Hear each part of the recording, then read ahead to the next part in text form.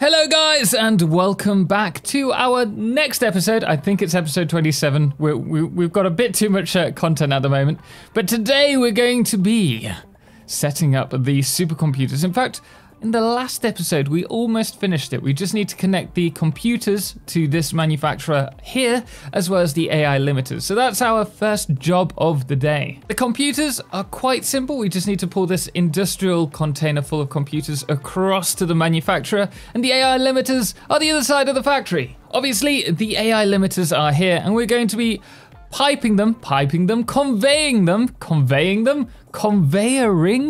all the way over there. That one in the distance. Whew. So we've got a fair bit to get started with today, and then after that we're going to be working on the oil refining. We want to double it up, triple it up if possible, but that does mean we need to do some more research of alternate recipes, and thankfully we do have a hard drive here, so we'll be unlocking that shortly. As you can see, we have the AI limiters being brought around on this bus. It's heading along here, and it will hopefully follow the same kind of line. Oh, look, there's just so many bus lines. This is why we need to start the Megafactory. The idea is that it will head from here around, probably follow along the same level as these cables around to... Actually, that's a good point. Are these connected to the supercomputers? Because if so, that's ideal. I think we can do it. We can fit it along there. And then across. Fantastic! We know what we're doing! We've done it! We've produced! Wait for it! Wait for it! We're gonna get the beautiful shot. It's coming. It's coming! Supercomputers! I really need a new job. So whilst we're outside, I thought we'd do a little bit of a hard drive, not hard drive hunting, so to speak, but I thought we'd research these and maybe see if there are a few just dotted around. We've just collected that one. And we've just unlocked iron wire. So that's gonna be great for late game because it allows us to use iron instead of copper. And copper's rarer than iron, so that's the reason behind it. But let's see what this one uncovers. In fact, we'll put a prediction in chat and see what chat think, whether it's gonna be a good one or a bad one. I'm not gonna lie, this is pretty terrible. We don't need this. I mean, that's all right, but we don't need it anytime soon. We don't need fused wire because really we don't want to be using the Caterium. I mean, possibly, maybe. And then we've got automated mining. Now, I have a theory. I don't know if I've said this in a previous episode, but I have a theory that the reason that we've got automated miners is that eventually we might need to use automated miners as drill bits for late tier drills. So like maybe the tier 3 Mark 3 miner, it might actually consume drill bits like automated miners. And so when it breaks a bit, we have to fill it up. Otherwise, I don't see really the point in automating portable miners, because we only use them for mining and for drones.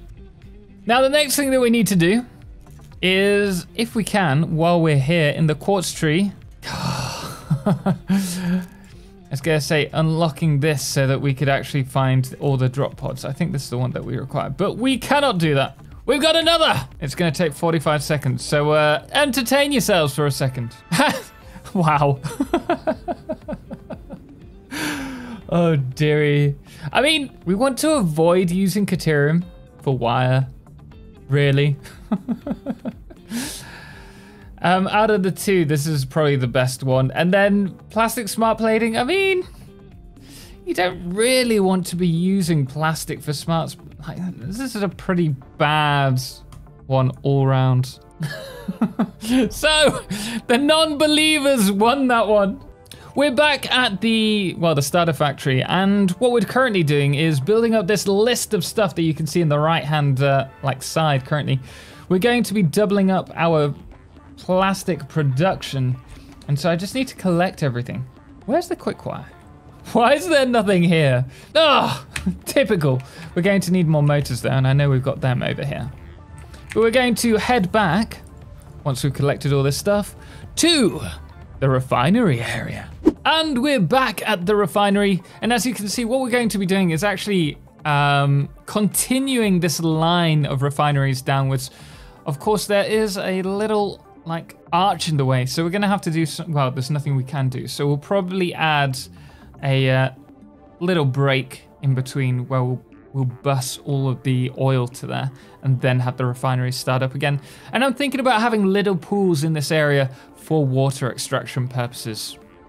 So we'll see. We're gonna get to it. Oh, and I should also mention after that we've got another 14 fuel generators to put down. It's starting to get much larger, and I've just realized there's a problem. This is the problem. So we've got a fuel generator which should actually be, it's at the end of the line, so this should be the first to switch on, and it should be the one that stays on. Because all of the fuel that's flowing to the end then backs up gradually. So I don't know why this one isn't running. Maybe it's not connected to the power. It should still run though. But as you can see, the rest are running, which is a good sign. Yeah, I was right. There's no connection. So the problem with this is just that it's not powered. And that, believe it or not, is how you get all of the generators running a green light. Wait for it, one's gonna turn red, isn't it? I can guarantee it. Oh well, back to the factory. And there you go, our first 4. These are obviously going to be set to fuel. Where are you? This one. We can actually copy this recipe. And the great thing now is that if we did say 50% and then copied the recipe, it actually copies the overclock as well, or underclock. Of course, we actually want 100%, so let's not get too carried away. And then the next thing that we're going to need to do is create another 2 refineries for plastic. And I'm thinking of running all of these along in batches of 4 and then running them to the plastic refineries over there. Yeah, I think it could look quite neat. So as you can see, we've been bringing these pipes. We're trying to work out the logistics. We're actually going to delete all of this now. And we're going to do these in sets of 4, and we're going to run this pipe along here. I'm still not too keen with that, but the idea is that they get brought down into this half pipe area, which we're going to do by placing these first, then the tops, and this for me is acceptable clipping. But now we're going to run the oil all the way to wherever it needs to go. It's just something different. Something different. I like it. And this can just go. As you can see, we have now piped this. It's only a short bus for the pipes, but we're hoping to add more later on. And it just gives it a nice, like, subterranean feel. Not that you can see it right now. And we've even got a little down ramp there as well. I made a big boo-boo! And the boo-boo is the other side of this. So I thought everything was running fine. But if we go over here, you can see that we've got the outputs directly against this pillar. So we're actually gonna have to move this across, hopefully to this section. And fingers crossed it will be okay. We'll find out. I have spent so long working on this, only to realize that this whole time, I should have been doing something else. That's not to say that we need to tear it down. Thankfully, we do not. But all this time, rather than hoarding onto all of these space elevator parts, I could have actually been stocking up the space elevator for the next tier. It's taking all of these space elevator parts that we've got and turning them into the next tier of space elevator parts, whether that's a load or just a few at a time, but then we're going to start stockpiling them and building that space elevator once again so that we can get everything prepped so that whilst we are working on all those big facilities, that can be done in the background and we aren't waiting later on for them to be produced. So let's get to work. So in order to build the space elevator parts, we need to know what we need to produce. So that means we're going to be building this. This is just temporary. I'm not too bothered where we place it, but I do want it at least along the front line there. So if we click here, we can see we're going to need 100 adaptive control units. I mean, that doesn't look too difficult. I think we're producing, what, 2 computers per minute. We have the heavy modular frames being produced and the circuit boards. We've now got the resources that we need in order to build a manufacturer for the modular engines. And for that, we're going to need both the smart plating and some motors and also rubber. Now we've got a little bit of rubber on us, but not a lot. Let's sort this. Here you go. 556.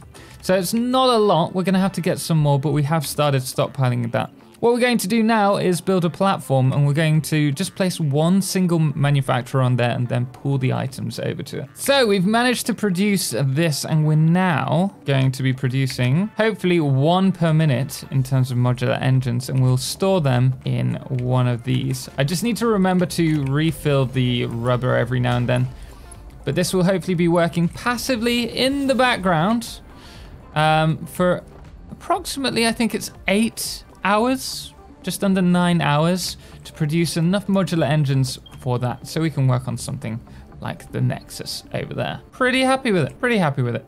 Producing a lot is what you need in this circumstance. The next thing that we need to do is somehow produce AI control units.